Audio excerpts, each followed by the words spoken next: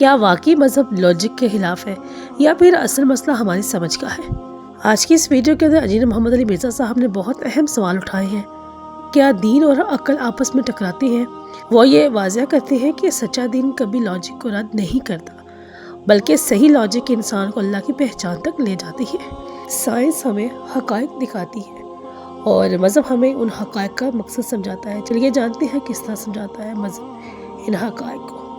واقعی ارتھ اس کائنات میں ایک لائف بوٹ ہے اکیلی، جس پہ ہم سب سوار ہیں۔ واقعی لائف بوٹ ہے، باقی ہر طرف موت ہی موت ہے۔ میگنیٹک فیلڈ ختم ہو جائے تو موت، گریوٹی ختم ہو جائے تو موت، آکسیجن کی ریشو پروپورشن ڈسٹرب ہو جائے تو موت۔ اس زمین پہ آباد زندگی کو ختم کرنے کے لیے کروڑوں چیزیں موجود ہیں، ان میں سے ایک بھی ڈسٹرب ہو جائے تو یہ زندگی ختم۔ اب آپ کہیں کہ خدا ہمارے تجربے میں نہیں، میں کہتا ہوں اس کائنات میں سب سے بڑی چیز جو ہمارے تجربے میں ہے وہ تو ہے ہی خدا کی ذات ہے بھائی، ہر چیز کے پیچھے۔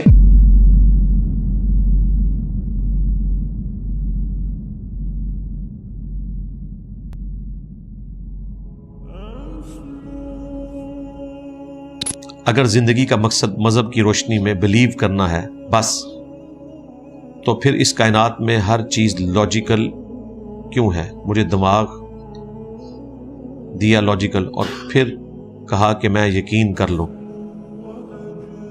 صرف یقین کرنے کا نہیں کہا، آپ کو کہا گیا آپ آبزرویشن کریں اور اس کی بنیاد کے اوپر آپ چیز کو ایکسپٹ کر لیں، وہ چیز جو آپ کی آبزرویشن میں آتی ہے۔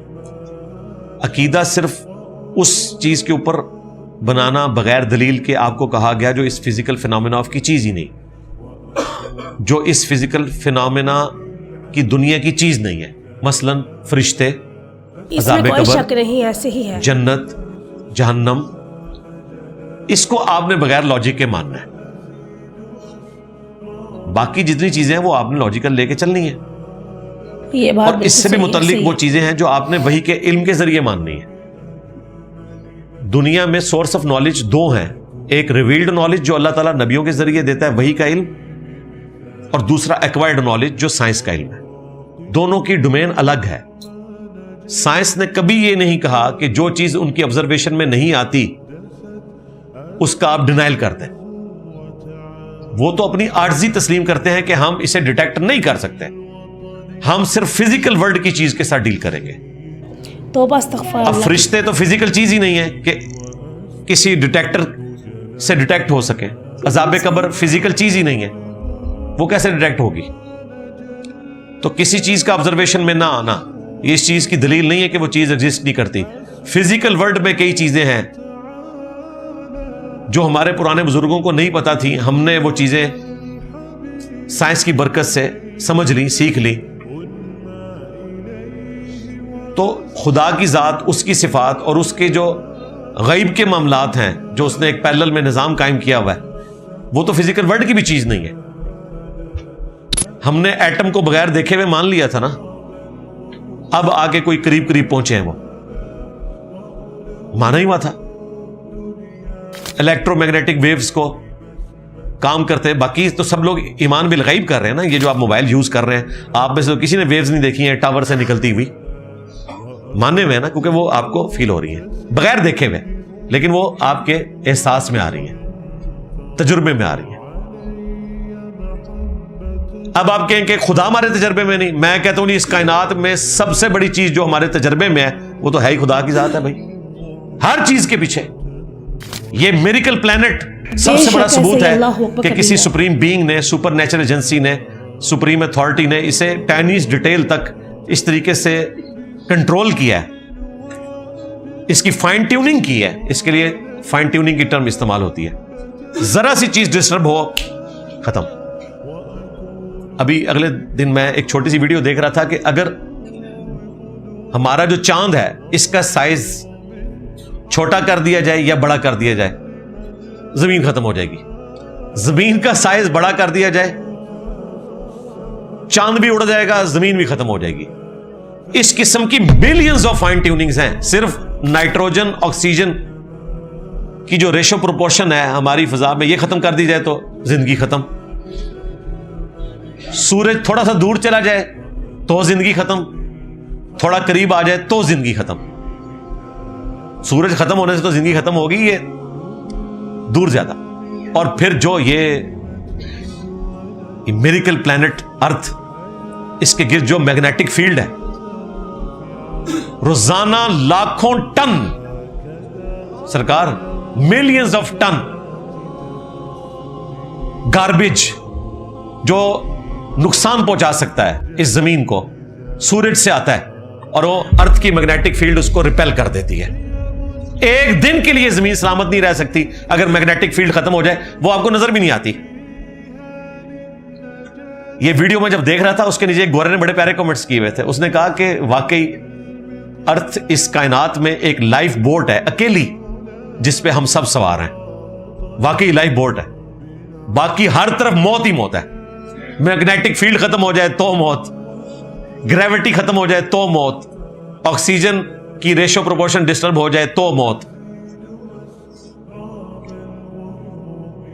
اس زمین پہ آباد زندگی کو ختم کرنے کے لیے کروڑوں چیزیں موجود ہیں، ان میں سے ایک بھی ڈسٹرب ہو جائے تو یہ زندگی ختم.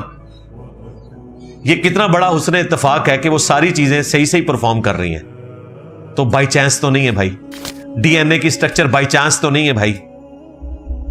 تو خدا بھی ہماری آبزرویشن میں ہے، ڈیٹیکٹ نہیں ہوگا، لیکن اپنی قدرتوں سے اتنا عیاں ہے کہ اللہ تعالیٰ سے زیادہ ظاہر چیز ہی کوئی نہیں ہے. والاول والآخر والظاہر والباطن، وہی اول ہے جب کچھ نہیں تھا تو وہی تھا، اور وہی آخر ہے جب سب ختم ہو جائیں گے وہی ہوگا. وہی ظاہر ہے، یعنی سب سے زیادہ کوئی نمایاں چیز ہے تو وہ اللہ ہے. God is the only explanation of all the physical phenomena in this universe. خدا ہی وضاحت ہے اس کائنات میں ہونے والے ہر فزیکل فینامنا کی. میرا خیال ہے سائنس نے تو یہ سارے مسئلے حل کر دیے. سائنس نے بابے بھی مار دیے، منکرین خدا بھی مار دیے، چھوڑا ہی کچھ نہیں. سائنس کی برکت سے اللہ تعالیٰ نے جو یہ آیت ہے اسے تو محکم بنا دیا ہے کہ اللہ ظاہر ہے اپنی قدرتوں سے، باطن ہے، چھپا ہوا ہے کہ آزمائش ایسی اس نے رکھی ہے کہ خود سامنے نہیں آئے گا، لیکن نظام بتا دے گا. یہ کائنات کا نظام کوئی ہستی چلا رہی ہے تو آپ نے ظاہر ہے اس کو فالو کرنا ہے. باقی وہ جو آپ سے چاہتا ہے وہ کیا ہے، صرف ایمانیات نہیں چاہتا. اگر صرف ایمانیات چاہ رہا ہوتا نا تو پیغمبر نہ بھیجتا. پیغمبر اس نے اسی لیے بھیجے تاکہ آپ کو بتائے کہ آگے چل. مان لیا نا کہ اس کائنات کو کسی نے بنایا، تو اب آگے چل یہ کہ یہ لمیٹڈ ٹائم کے لیے بنی ہے، اس کے بعد تم نے مر کے اپنے رب کے حضور پیش ہونا ہے، اور وہاں اس نے تمہاری ہمیشہ کی ناکامی یا ہمیشہ کی کامیابی کا فیصلہ کرنا ہے. اور وہ ڈیپینڈ کرے گا کہ جو میں نے پیغمبروں کے ذریعے تمہیں سکھایا ہے، جو لوگ پیغمبروں کے فالوورز ہوں گے، صحیح معنوں میں ان کی اتباع کریں گے، ان کو ہمیشہ کی جنت دوں گا، اور جو پیغمبروں کے نافرمان ہوں گے ان کا ٹھکانہ ہمیشہ کی جہنم ہے. بولے اعوذ باللہ تعالی. تو ہم پیدا ہوئے ہیں جنت میں جانے کے لیے، سوائے ان لوگوں کے کہ جو جہنم میں جانے کے اسباب کر لیں. ادروائز اللہ تعالیٰ نے انسانیت کو پیدا اسی لیے کیا کہ وہ جنت میں جائیں، لیکن اللہ تعالیٰ نے پھر خود ہی کہا ہے کہ وَلَقَدْ ذَرَأْنَا لِجَهَنَّمَ كَثِيرًا مِنَ الْجِنِّ وَالْإِنسِ. اکثریت جنوں اور انسانوں کی جہنم کے لیے پیدا ہوئے ہیں. اب یہ نہیں کہ اللہ نے ان کو پیدا کیا، ساتھ کہا ہم نے ان کو عقل دی تھی وہ سوچتے نہیں، آنکھیں دی تھی وہ دیکھتے نہیں، کان دیے تھے وہ سنتے نہیں. اولئک کالانعام بل ہم اضل، وہ جانوروں چوپایوں کی مانند ہے بلکہ اس سے بھی گئے گزرے. ایگزسٹنس آف گاڈ میری ویڈیو دیکھ لیں تو خدا پر یقین کرنا ہے، اس کے بعد خدا کے پیغمبروں کی تعلیمات پر عمل کر کے آپ نے حقوق اللہ بھی پورے کرنے ہیں اور بندوں کے حقوق بھی پورے کرنے ہیں. صرف یقین کر لینا کافی نہیں ہے. اب یہاں میں اپنی رائے ایڈ کرنا چاہوں گی. جب لوگ کہتے ہیں کہ مذہب لاجک کو رد کرتا ہے تو میں ہمیشہ ایک سمپل سا سوال پوچھتی ہوں. مثال کے طور پر اگر آپ کو ایک موبائل فون مل جائے جس کا سسٹم پرفیکٹ ہو، کام اچھے طریقے سے کر رہا ہو، ایپ بھی بہت اچھے طریقے سے کام کر رہی ہوں، تو کیا آپ یہ کہیں گے کہ یہ خود بخود بن گیا؟ بالکل نہیں.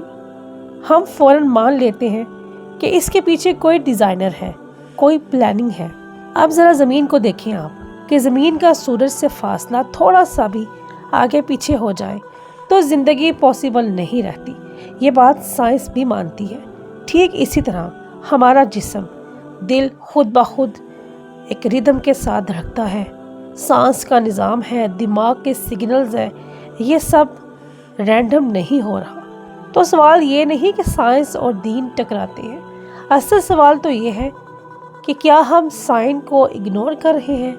انجینئر محمد علی مرزا صاحب کی باتوں سے ایک چیز کلیئر ہوتی ہے کہ سائنس ہمیں ایویڈنس دیتی ہے اور دین ہمیں میننگ دیتا ہے۔ میرا نزدیک دین عقل کو بند نہیں کرتا بلکہ ڈائریکشن دیتا ہے، اور جب عقل کو ڈائریکشن مل جائے تو انسان شک سے یقین کی طرف آتا ہے۔ آج کی ویڈیو صرف یہیں تک، کل ملتے ہیں ایک نئی ویڈیو میں ایک نئے ریاکشن کے ساتھ۔ اپنا بہت سا خیال رکھیے گا۔ فی امان اللہ۔